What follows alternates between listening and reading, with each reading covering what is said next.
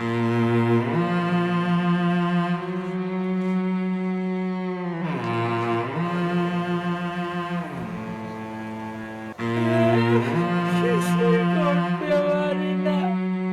উঁচু করে ধরে ঝুলাই ঝুলাই মারে, হাত মাটির উপর দিয়ে মারে।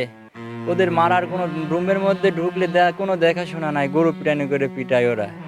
এইভাবে মারতে থাকে আর নির্যাতন করে, আর বাড়িতে ভিডিও কলে দেখায়, আর বাড়িতে বলে বাড়ি থেকে 20 লাখ টাকা দিতে বলো, বাড়ি থেকে 20 লাখ টাকা দিতে বলো।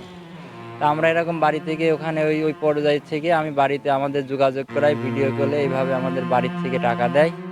টাকা দেওয়ার পরে আমাদের ফের টাকা নেওয়ার পরেও আবার ফের দ্বিতীয়বার ওখান থেকে ওরা বিক্রি করে দেয় মাফিয়ার কাছে।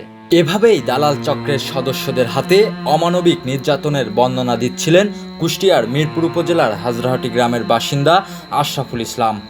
গত 3 মাস আগে পরিবারের স্বাচ্ছন্দ্য ফেরাতে দালাল চক্রের সদস্য শিহাবুদ্দিন টিক্কা, কাশেম উদ্দিন সহ কয়েকজনের মাধ্যমে ইতালি যাওয়ার উদ্দেশ্যে রওনা দেন আশরাফুল ও তার চাচাতো ভাই রাহাত।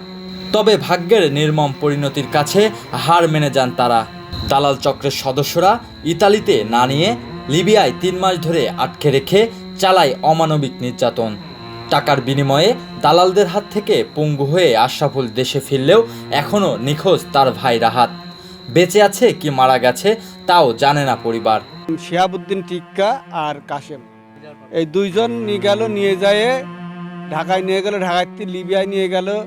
লিবিয়ায় নিয়ে যাওয়ার পরে তখন ওই ওই চক্রের হাতে সব পড়ে, হারুন, সানো এবং কাশেম, ওই রাশেদ, কামাল, এদের হাতে পড়ে। তখন এরা কয়েকদিন রাখার পরে, কয়েকদিন ওর কাছে থাকার পরে ওরা আবার আমার ছেলে আর আমার ভাইস্তিকে ওই অন্য দালালের কাছে বিক্রি করে দেয়। আমার ছেলের এখন আমার কোনো খোঁজই নাই, কিন্তু আমি লাশ আমি যদি নাই কথা বলতে পারি, নাই ছেলের মুখ দেখতে পারি, আমি কিভাবে আমি দুনিয়ায় থাকবো? সরকারের কাছে চাচ্ছি যে আমার ছেলে ফেরত দিক, দালাল সরকারের উপযুক্ত আমি শাস্তি চাই। শুধু আশরাফুল আর রাহাত নয়, এই দালাল চক্রের প্রতারণার শিকার হয়ে একই গ্রামের ইমরান হোসেনও বিদেশ গিয়ে দীর্ঘদিন ধরে রয়েছেন নিখোঁজ। তাই রাহাত ও ইমরানকে ফেরত সহ এই দালাল চক্রের বিরুদ্ধে ব্যবস্থা চায় ভুক্তভোগী পরিবার ও স্থানীয়রা। টাকা পয়সা সব যখন দেওয়া হয়ে গেল, সেখন পার করতে যান মারিয়ে ফেললে কি কোথায় দিলি তার ঠিক নেই। মা জাগা জমি বেশি, বাড়ি ঘর বেশি, এখন তার কোনো খোঁজ নাই। এখন শোনা যাচ্ছে মরি গেছে। আমার লাতি ছিল একটা ছেলে। তারা যেখান থেকে পারে লোন তোলে, জমি বিক্রি করে, বা যাদের যেটুকু সম্পত্তি ছিল সম্পূর্ণটা মনে করেন যে একদম বিক্রি করে শেষ করে দিছে। হারুন আছে, টিক্কা আছে, টিক্কার শালা হলো শিয়াব আছে, তারপর কাশেম আছে। মানে এই যে দালাল চক্র, এই চক্রটাই মনে করেন টাকার জন্য প্রলোভন দেখায়, এলাকার থেকে লোকজন নিয়ে যায়, ওখানে যায় আটকায়, রুমের ভিতরে আটকায় রেখে টর্চার করে, আবার মুক্তিপণ দাবি করে। মারা যে গেছে এটা কনফার্ম, আমাদের সঠিক খবর জানাতে হবে।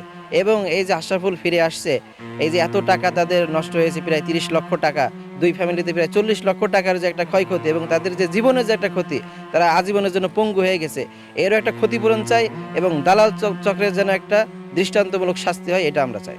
এদিকে এ ঘটনায় অভিযুক্ত দালাল চক্রের সদস্যদের পাওয়া না গেলেও পুলিশ বলছে অভিযোগের বিষয়টি তদন্ত সাপেক্ষে ব্যবস্থা নেবেন তারা। অভিযোগ যেহেতু দিয়েছে, অবশ্যই পুলিশ তদন্ত করে দেখবে, যদি এরকম কোনো কিছু সত্যতা পায়, আইনগত যে ব্যবস্থা, দেশের প্রচলিত আইনের যে ব্যবস্থা, সেই ব্যবস্থায় নেওয়া হবে।